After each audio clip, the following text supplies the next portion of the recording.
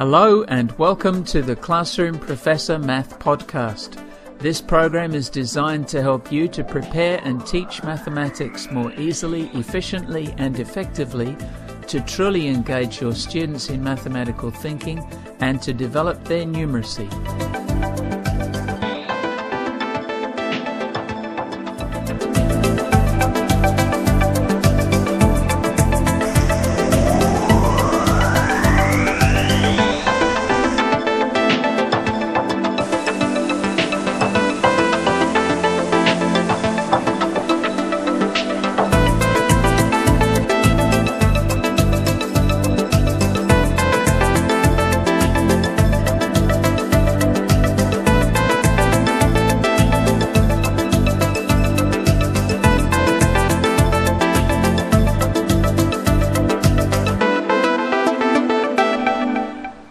Standing next to a lock on one of the many canals in Britain.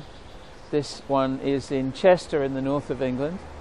This is an example of some really old technology that does a brilliant job of what it's designed to do. So just a bit of background in case you're not familiar. The canals are a system of mostly man-made waterways that traverse across Britain. My brother tells me that you could travel from here to London on the canals if you were so inclined, and they're used by tourists as well as they have more industrial applications today. So the canals are not all at the same level, and this particular location here, there's a canal going this way that I can see that's level for the uninterrupted for a long distance ahead of me. Behind me there's quite a drop to the local river, the River Dee.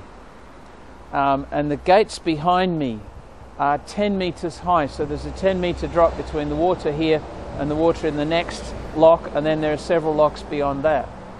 So what happens is the barges come into the lock at the bottom, and then they close the gates and they open sluice gates to allow water to flow around the big gates that hold the water back, to allow water to flow into the lower level and raise the boat, and then they open the gates and it moves up to the next level and so on. So this gives another real-world context for some mathematics. Now the maths of the design of the locks, of course, was done a long time ago, and in fact these were built in the 1770s. So it's not as if we have to do much mathematics now in terms of designing the locks or anything like that. But in terms of managing the locks and just as an investigation into the quantities involved, this is a very rich context for doing mathematics with students. So you've got such things, of course, obviously there's the volume of water, and there's a considerable volume. Obviously it's the length of the lock is the length of a barge plus some manoeuvring room. The width is the width of two barges in this case, so barges can pass each other. And then you've got the depth of the water. There is the vertical distance that is traversed by the boat. So if you had a primary or middle school class, you could visit a location like this if you're close by and investigate the vertical distance. You can investigate the time that it takes. It'd be relatively simple to stand here with a stopwatch and time how long it takes a boat to traverse through one lock or through the whole series of them. You could work out how quickly you could get boats through this particular set of locks. And so there are many, many possibilities here. It's rich with mathematics, and it would enable you to come up with some problems and some questions that are rooted in real-world applications of technology, and so make some really nice connections for your students. I think this technology is absolutely amazing.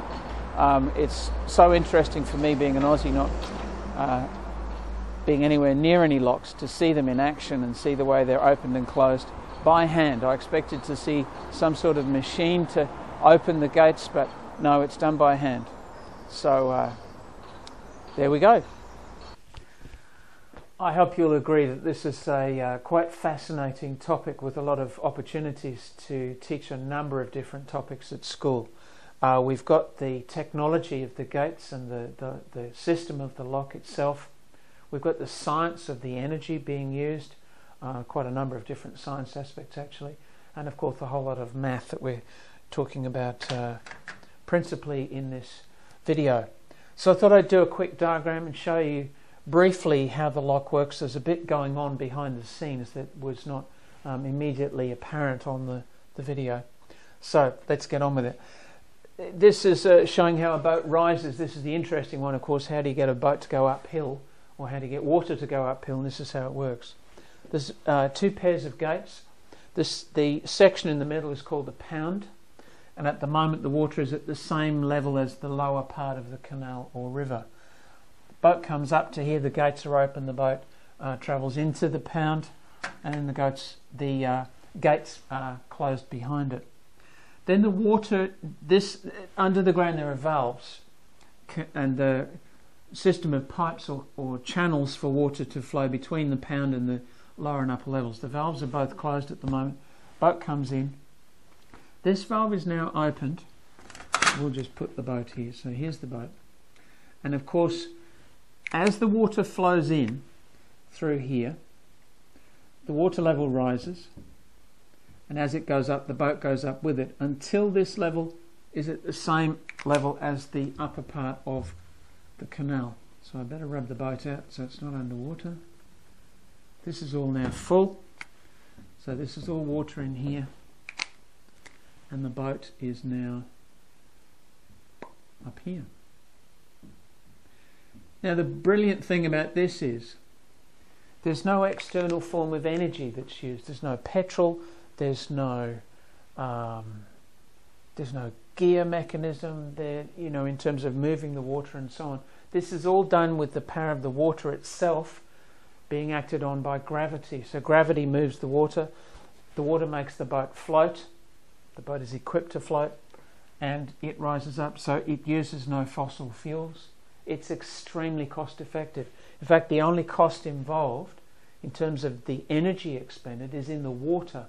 So providing there's enough rain falling at the upper end to keep the river full, this has zero cost. So absolutely wonderful. So in terms of energy flow and a study of that subject in science, this is quite amazing. Two maths questions that you can incorporate into a lesson like this. How much water and how much time? Briefly, the amount of water that's being cycled through each time relates to the difference in depth, of course, the length of the pound and the width of the pound. Assuming it's basically a rectangular prism, that's a fairly straightforward calculation. And so the cost of the amount of water is something that could be calculated.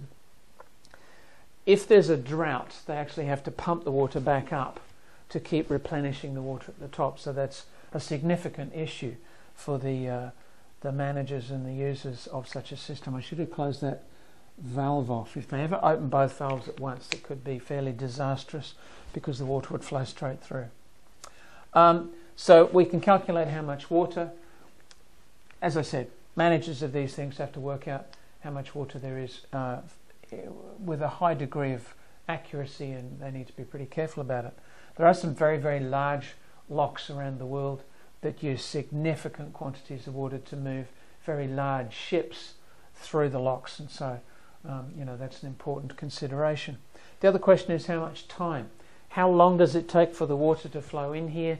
How long does it take for a boat to travel from one side to the other? And I mentioned that on the video. The time for the water to flow, of course, relates to the rate of flow. So if you've got the volume and you know how much time, you could calculate the rate. Or if you knew the rate and the volume, you could calculate the time, and so on.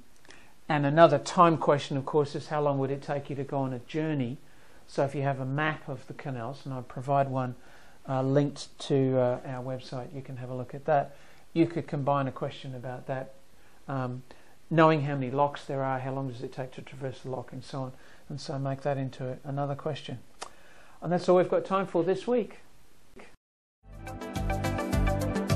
Thank you for joining me on the Classroom Professor Math podcast. You can email me via peter@classroomprofessor.com or follow me on Twitter with the username peter_price. You can also visit our website at www.classroomprofessor.com to download free resources including the ebook 10 Minutes a Day Times Tables Worksheets. If you have enjoyed this podcast, please go and rate this show on iTunes. I look forward to speaking with you next time, and until then, goodbye.